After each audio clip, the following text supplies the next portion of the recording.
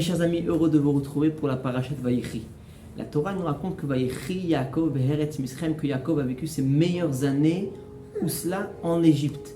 Comment c'est possible de comprendre qu'un si grand tzaddik comme Abichir Shavot, le choisi parmi les patriarches, a pu-t-il vivre ses meilleures années Be'ervat Haaretz, dans la nudité de la terre, qui est la terre la plus perverse, comme celle de l'Égypte?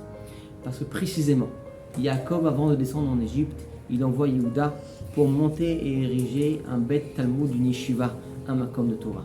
C'est précisément ce que la Torah vient nous enseigner pour chacun d'entre nous. Lorsqu'un juif, Yaakov, qui représente l'ensemble du Ham Israël, choisit même en Égypte, et précisément même en exil en Égypte, de choisir de fonder sa vie à travers la Torah et les mitzvot, de ressurgir son lien profond à Dieu, alors à ce moment-là, on vient lui annoncer que Vayechi, il est véritablement vivant. C'est dans ces moments les plus difficiles, c'est dans les moments éprouvants qu'un juif éprouve est-ce qu'il est réellement attaché à la source de la vie, à Kadosh Baruch Hu, et ça fera de lui un homme bien véritablement vivant. Nous sommes tous dans une période aujourd'hui de guerre en Eretz HaKodesh, où il y a de nombreux de nos enfants qui sont sur le front pour donner leur vie à Kadosh Baruch Hu.